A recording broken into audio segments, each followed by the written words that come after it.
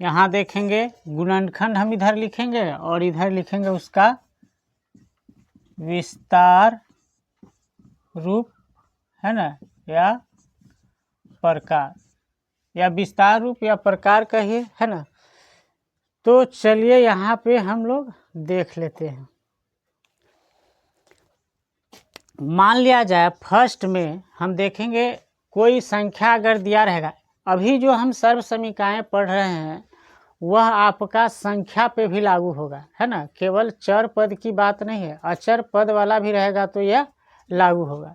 तो कहने का मतलब है अगर आपका दिया रहे x plus Y into X plus Y, तो यहाँ पे ध्यान दीजिएगा a के स्थान पे x इधर भी है, x इधर भी है, और b के स्थान पे y इधर भी है और इधर भी है, और दोनों के साथ क्या है, प्लस चिन्ह है, और दोनों ऐसा ही हूबहू रहे, है ना।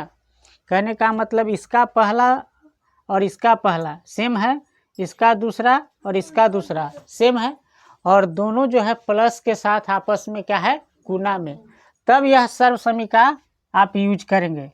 तो यह सर्व समीकरण क्या हो जाएगा, तो हो जाएगा x प्लस वाई का होल स्क्वायर। तो दो बार है तो इसको ऐसा भी कह सकते हैं x प्लस वाई का होल स्क्वायर, है ना। जैसे कोई भी संख्या जैसे 2 गुने 2 रहता है तो आप क्या लिखते हैं, 2 का स्क्वायर। तो एक ही चीज़ ने दो बार दिया हुआ है आपस में गुना में, तो इसको तो ऐसा भी लिख सकते हैं x प्लस वाई का होल स्क्वायर भी रहेगा, है ना। तो क्या हो सकता है, यह क्या होगा, तो a प्लस बी का होल स्क्वायर हो गया, ऐसा हो गया कि नहीं।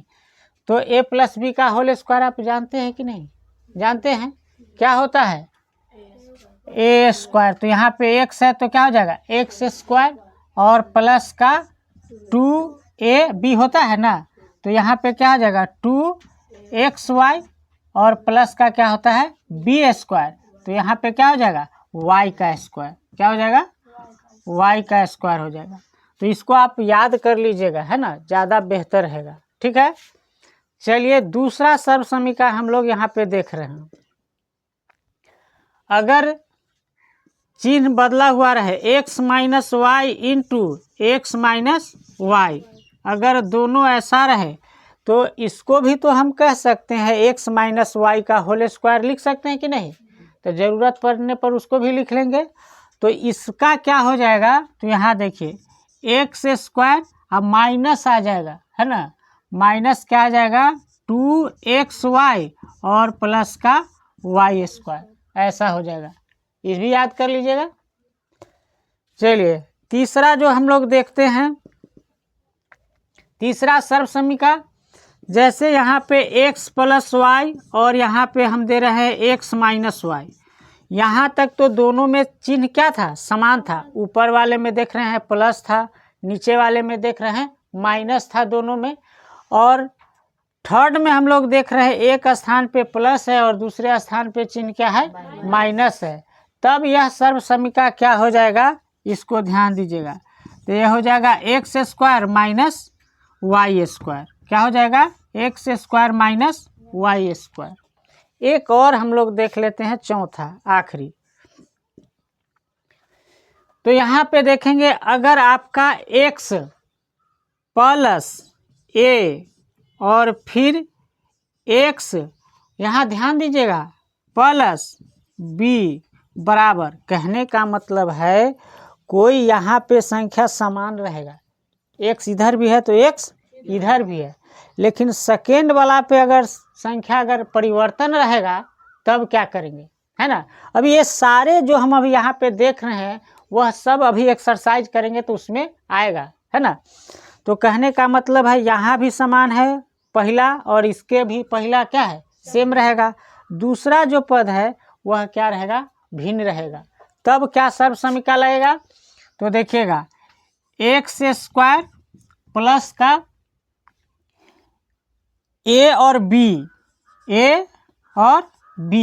यह ध्यान में दीजिएगा, a प्लस जो है b, अभी हम एग्जाम्पल कराएंगे तो आपको पता चलेगा, a प्लस b और इंटू में इसके साथ आ जाएगा x और प्लस हो जाएगा ए बी का मतलब क्या हो गया, गुना में। ए और बी क्या है, गुना में है। तो इतना नोट कीजिए और इसके बाद जो है इसको याद कर लीजिएगा, ठीक है। चलिए नोट कीजिए।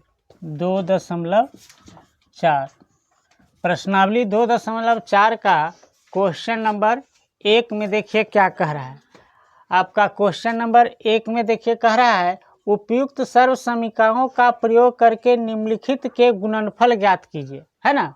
तो आपका गुणनफल ज्ञात करना है। तो चलिए 1 में हम देखते हैं, ठीक है। पहला जो दिया हुआ है x प्लस कितना दिया हुआ है, 4। क्या दिया हुआ है, x प्लस 4 और फिर इंटू दिया हुआ है x प्लस 10। अभी हम थोड़ा देर पहले देखे थे कि यहाँ पे देखिए इसका पद पहिल का पद है ना, और यह पद पहिल का इसका समान है, लेकिन दूसरा वाला पद जो है क्या है, दोनों का भिन्न है। इधर 4 है तो इधर क्या है, 10 है। तो यह कौन सा सर्व समीका यहाँ लगेगा, तो लिखेंगे सर्व समीका। सर्व समीका तो कौन सा सर्व समीका लगेगा ये आप बताइए पहले। तो आप 4 वाला सर्व समीका देखें, चौथा नंबर में जो लिखाए थे, क्या लिखाए थे, x प्लस ए इंटू एक्स प्लस बी, ऐसा लिखाए थे। तो यही सर्व समीका लगेगा। तो इसका क्या था, तो यही इसका सर्व समीका क्या था, एक्स स्क्वायर प्लस का ए प्लस बी और इंटू का एक्स और प्लस का क्या था, ए बी, है ना।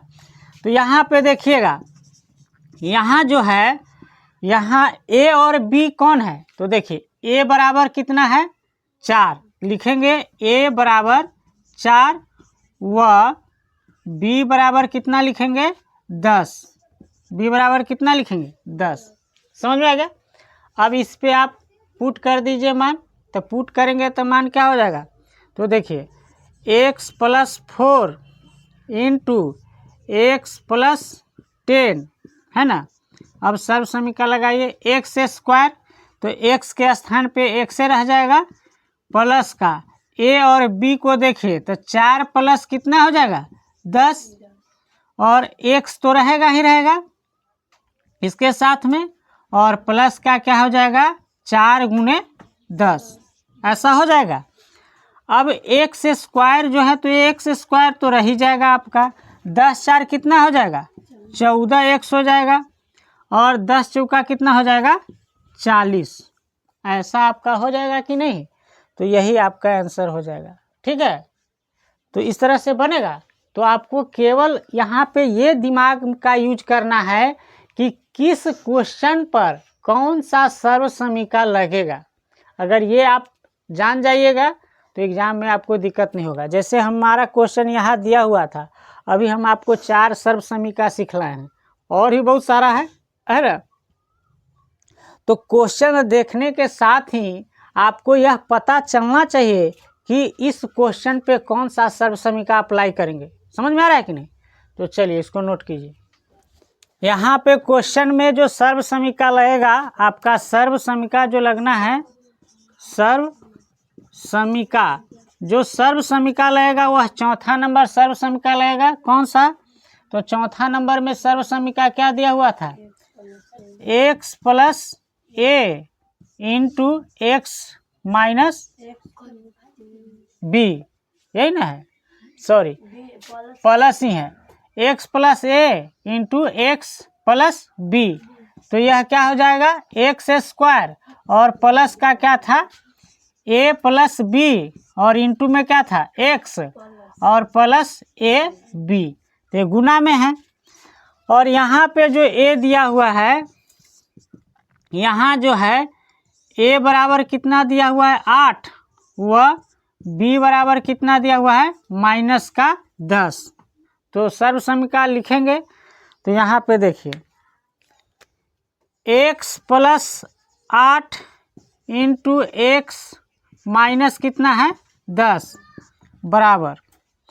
अब यहाँ पे देखिए एक्स स्क्वायर, तो एक्स स्क्वायर तो रह ही जाएगा, है ना, प्लस का यहाँ पे देखिए ए के स्थान पे कितना है, 8, और प्लस बी के स्थान पर कितना हो जाएगा, माइनस का 10, और गुना में x रह जाएगा प्लस a के स्थान पे कितना है 8 और गुने माइनस का क्या हो जाएगा 10। केवल जो चिन्ह है वही चिन्ह हम रखते चले जाएंगे। तो क्या हो जाएगा एक्स स्क्वायर प्लस, अब देखिए प्लस और माइनस गुना होगा तो क्या हो जाएगा माइनस, तो 10 में से 8 जाएगा तो कितना हो जाएगा माइनस का 2, और माइनस का 2 आप इसमें गुना करेंगे तो यह चिन्ह बदल जाएगा, क्या हो जाएगा माइनस का 2 x हो जाएगा। इतना समझ में आया कि नहीं आया? यहाँ ध्यान दीजिएगा, कहने का मतलब है यह कोष्ठ में है तो देखिए इस प्लस और इस माइनस को गुना करेंगे तो क्या हो जाएगा माइनस, और फिर यह जो है इसके साथ जो यह 2x रह जाएगा यहाँ पे, है ना, यहाँ पे क्या बच जाएगा माइनस का 2, और इसके साथ x में गुना में है तो x गुना में रह जाएगा, और यह क्या है कोष्ठ में ना है और बाहर क्या है प्लस का है, तो प्लस और माइनस फिर गुना होगा तो क्या हो जाएगा माइनस, तो माइनस का 2x लिख दिए। यह समझ में आया? चलिए 2x, और यहाँ पे देखिए प्लस और यहाँ माइनस है और यहाँ क्या है प्लस है, तो माइनस प्लस गुना होगा तो क्या हो जाएगा माइनस, तो 10 8 कितना हो जाएगा 80। यही आपका आंसर हो जाएगा, नोट कीजिए। क्वेश्चन नंबर देखेंगे तीसरा में कह रहा है आपका दिया हुआ है 3x और प्लस का दिया हुआ है 4 और फिर इंटू में दिया हुआ है 3x और माइनस का 5, ठीक है। तो इसके साथ कौन सा सर्व समीका लगेगा? वही सर्व समीका लगेगा जो अभी हम लगा रहे थे, है ना। तो सर्व समीका कौन सा लगेगा? सर्व समीका आपका लगने वाला है, क्या था, x plus a into X plus B बराबर क्या था एक्स स्क्वायर प्लस का a प्लस बी इंटू का x और प्लस का क्या था ए बी, यही था ना। तो चलिए हल कीजिए, और यहाँ पे a बराबर क्या दिया हुआ है वह भी लिख लीजिए। तो a बराबर दिया हुआ है 4 व b बराबर कितना दिया हुआ है माइनस का आपका 5 दिया हुआ है, b बराबर क्या दिया हुआ है माइनस का 5। तो हो जाएगा 3x प्लस का 4, है ना, इंटू फिर 3x माइनस का 5 बराबर एक्स स्क्वायर तो रह ही जाएगा। तो एक्स स्क्वायर के स्थान पे आपका है क्या 3x है, क्या है 3x है, तो 3x का स्क्वायर करेंगे, किसका स्क्वायर करेंगे 3x का, तो 3x का स्क्वायर करेंगे। अब देखिए प्लस का a के स्थान पे कितना है 4 और प्लस और b के स्थान पे कितना है माइनस का 5 है ना, और x के स्थान पे यहाँ पे क्या हो जाएगा, x के स्थान पे क्या है 3x, तो गुने में क्या हो जाएगा 3x और प्लस के a के स्थान पे आपका दिया हुआ है 4 और गुना में हो जाएगा b के स्थान पे माइनस का 5। अब इसको हल करेंगे, यही ना होगा, देखिए तो जरा सा यही होगा। चलिए अब इसका स्क्वायर करेंगे तो 3 तिहाई कितना हो जाएगा 9 और x का स्क्वायर हो जाएगा, तो 9 का क्या हो जाएगा 9x स्क्वायर।